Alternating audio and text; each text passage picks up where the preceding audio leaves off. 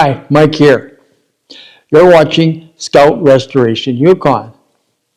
In this video, we install the 152 Comanche engine in my 1966 Scout 800.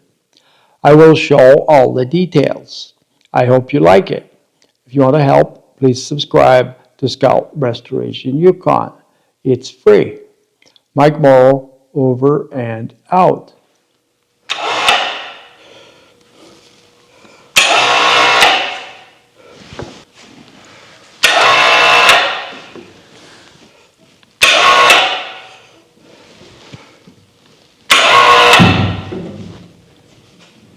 Okay, it's hitting somewhere. Try to push it a little bit in, just like that. Just have to go down. Okay, just hold it, there. Now we got more room already. How are you for space there? It's not touching? Just not. Yeah, just hold it there.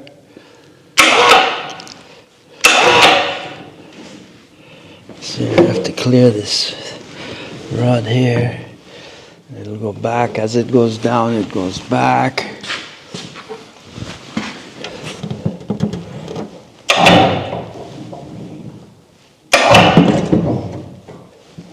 But I think it'll fit. So let me see here.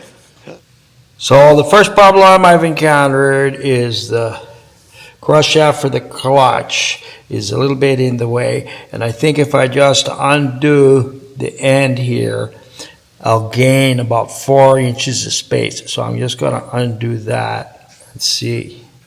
Okay, now where are we here? I have to have a look here.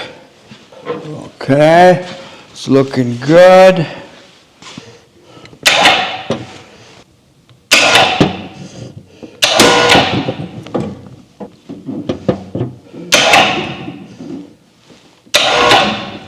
Uh-oh, the problem there.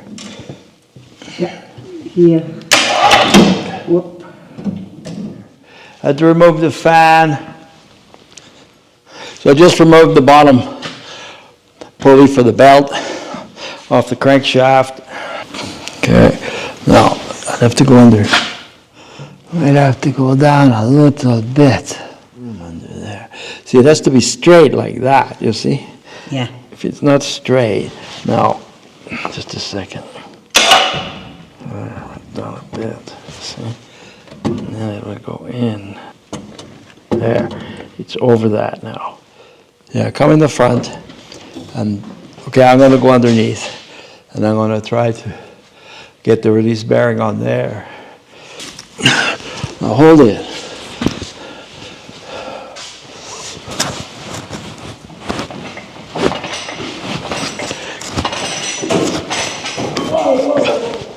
There. Now what? Where are we? Ooh, we're way in. Yeah, we're in too much. Okay. Maybe you can pull it out. Yeah, you can. Okay, so you just hold it straight like that, okay? I'm getting in there. Yeah. I got to get the release bearing on there. Okay. Attention, fellow Scout enthusiasts. Thanks for watching. I hope that you're getting useful insights from my videos. If I can earn 1,000 subscribers, I will be able to create Scout videos for a long time. Please like and subscribe so that we can continue this journey for years to come. I will show all the details. Over and out. I've installed 2 studs in the bell housing for alignment purposes. So we're all lined up pretty good. My dowels are lined up, everything's downed up, but I have to pull it back out a little bit and slip the release bearing into the clutch fork. So here's the release bearing. Here. Now I have to pull this forward, pull it forward, push, Back? Just, yeah, back, just gently, not too hard. Okay. Push. No? Okay, wait. Okay, just stay there. I'm gonna sneak out past you.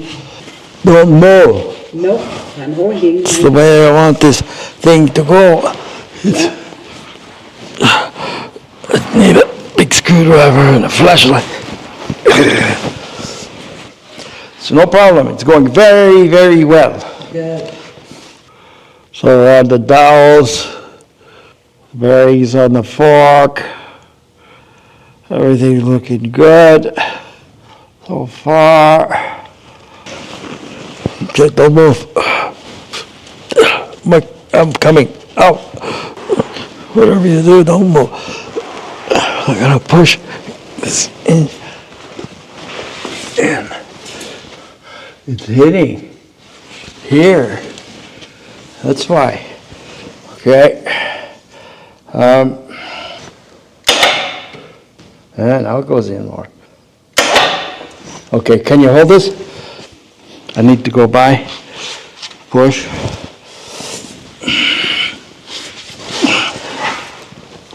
There it goes, huh? A bit more. I think I don't even need that right now.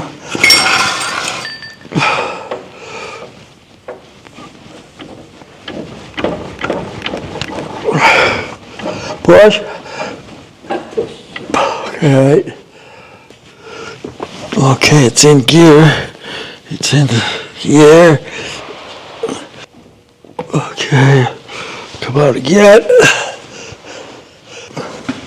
It's hitting again, huh? Yeah. Not hitting anymore. No.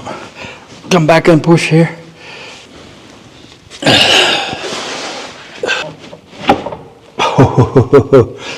It just went right in. Wow. So you can see the release bearing is on the fork. And it's all the way over the oil slinger on the front bearing retainer. Here, you can even see my little pin. Here you can see the clutch disc, pressure plate, flywheel. You can see we're flush with the bell housing here. And on the other side, we're flush with the bell housing. And everything's just nice, like it should be. Okay, we're in all the way, both sides. Just have to start putting some bolts in. Let's try one more bolt over here. Pair of pliers to get that stud out. It's all together. Yeah, amazing. So I don't need you anymore. Okay. Yeah, it's probably almost lunchtime, huh? So the transmission is in. I'm removing one of my studs and installing the bottom bolt, which I will tighten from down below. The top bolt, I'm just snugging for now. Now I'm removing the long stud on the driver's side. It's a little tight sometimes.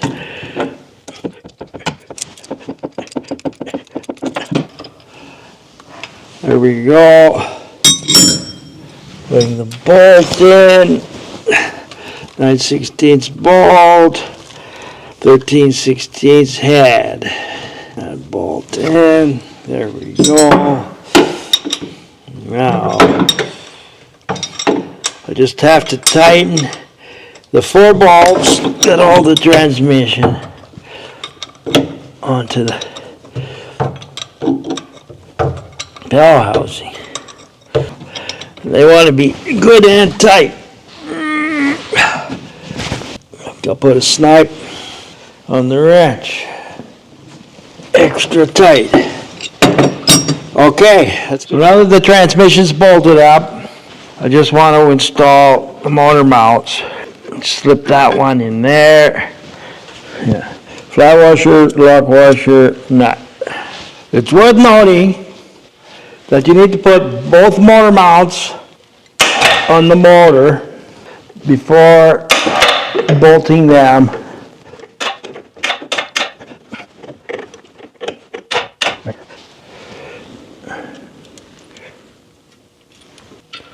And then here, another 5/16 bolt, lock washer and a nut, and two on the bottom. I think the bottom ones will be easier from underneath. So I'm just going to slip underneath, get them started. I'm using it all to line up this hole. That seems better. See how that goes.